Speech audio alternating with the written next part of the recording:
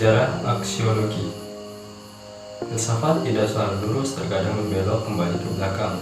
Sedangkan bersejarah ilmu itu selalu maju semakin berkembangnya zaman. Dalam sejarah pengetahuan manusia, filsafat dan ilmu selalu berjalan beriringan dan saling berkaitan. Filsafat dan ilmu mempunyai titik singgung dalam mencari kebenaran. Ilmu bertugas melukiskan dan filsafat bertugas menafsirkan fenomena semesta.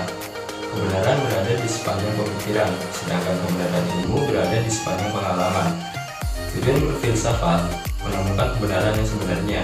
Jika kebenaran yang sebenarnya itu disusun secara sistematis, jadilah ia sistematika filsafat. Sistematika filsafat itu biasanya terbagi menjadi 3 cabang besar, yaitu teori pengetahuan, ontologi, teori hakikat, epistemologi, dan teori nilai, aksiologi.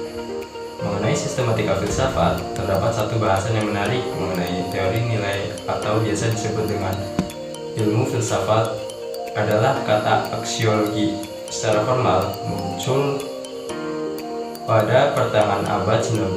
Istilah aksiologi bukanlah berasal dari kata atau bahasa Indonesia, tetapi kata aksiologi itu sendiri berasal dari bahasa Yunani, yaitu dari kata action yang berarti itu nilai dan logos yang bermakna teori. Selanjutnya, aksiologi dan ilmu pengetahuan.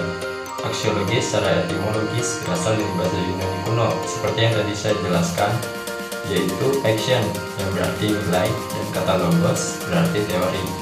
Jadi, aksiologi merupakan cabang filsafat yang mempelajari nilai. Dengan kata lain, aksiologi adalah teori nilai. Beberapa para ahli mendefinisikan aksiologi sebagai berikut.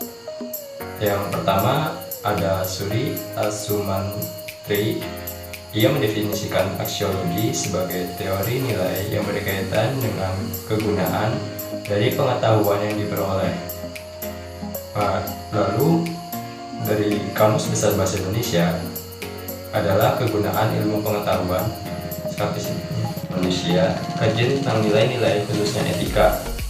Menurut Wibisono, seperti yang dikutip Sunaccio, aksiologi adalah nilai-nilai sebagai tolak ukur kebenaran, etika dan moral sebagai dasar normatif penelitian dan penggalian, serta penerapan ilmu.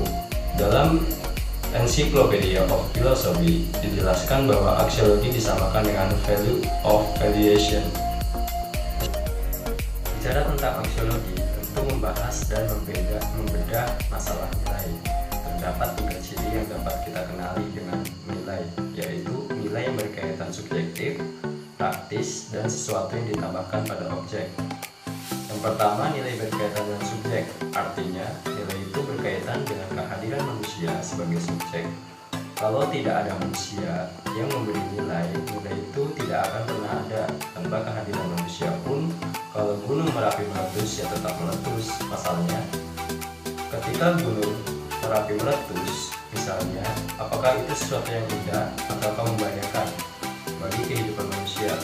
Kesemuanya itu tetap memerlukan kehadiran manusia untuk memberikan penilaian.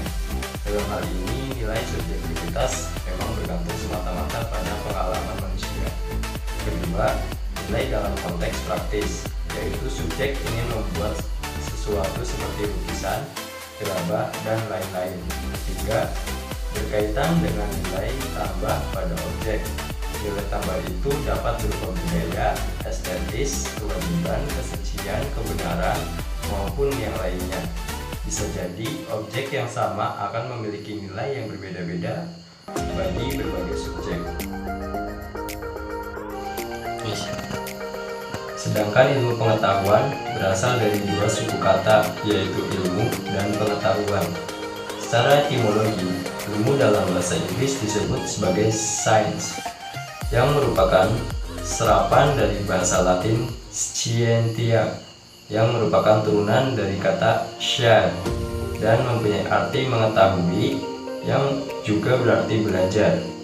Science juga bermakna pengetahuan yang mempunyai ciri-ciri, tanda-tanda, dan syarat-syarat yang khas. Sementara itu, pengetahuan dalam bahasa Inggris disebut sebagai knowledge, yang memiliki arti the fact of conditioning of being or of something, atau kenyataan atau kondisi menyadari sesuatu. Yang kedua, the fact or conditioning of knowing something with familiarity gained through experience of association.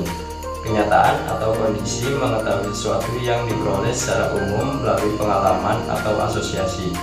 Yang ketiga, the sum of is known, the body of truth, information, and principles acquired by mankind.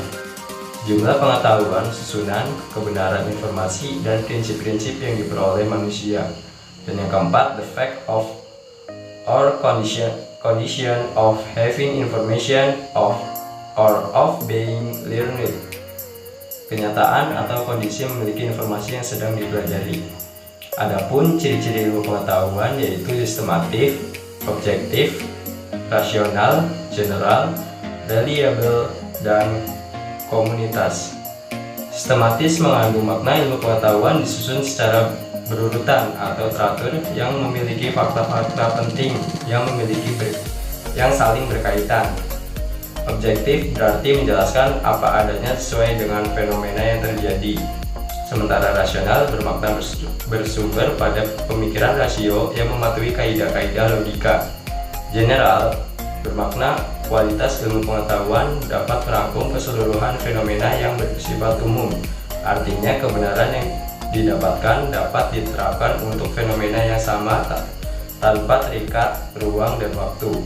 Reliable bermakna dapat diperiksa kebenarannya, diselidiki kembali, atau diuji ulang oleh setiap anggota lain. Masyarakat ilmuwan. Komunitas dapat diterima secara umum setelah diuji kebenarannya oleh ilmuwan. Yang ketiga yaitu contoh aksiologi ilmu pengetahuan. Jika kita ingat di pembahasan awal, aksiologi membahas tentang manfaat dari ilmu pengetahuan yang kita peroleh. Ranah dari aksiologi ini sendiri adalah tentang etika dan estetika. Maka dengan aksiologi kita bisa memilah apakah ilmu pengetahuan yang kita peroleh tersebut bermanfaat atau tidak bermanfaat bagi kita. Maka jika kita masih membahas mengenai ilmu pengetahuan tentang rumah seperti sebelumnya, maka dengan aksiologi kita mencoba untuk mengetahui apakah rumah memberi manfaat atau tidak untuk kehidupan kita sehari-hari. Misalnya, dengan kita mengetahui bahwa sesuatu itu adalah rumah, kita bisa lebih mudah untuk menentukan di mana kita akan tinggal, tempat seperti apa yang nyaman untuk kita, dan kita bisa mengenali bahwa rumah itu adalah komponen yang penting untuk kebahagiaan keluarga kita sehari-hari. Atau jika kita membahas tentang sahabat, dengan aksiologi kita mengetahui apakah dengan kita masih mengenali sahabat lama, kita memberi manfaat untuk kita. Misalnya kita bisa menjadi kembali persahabatan yang telah lama berpisah, menjadi silaturahmi, atau menghibur diri dengan bernostalgia bersama sahabat. Sekian presentasi yang dapat saya sampaikan. Kurang lebihnya mohon maaf. Wabillahi taufiq wal hidayah. Wassalamualaikum warahmatullahi wabarakatuh.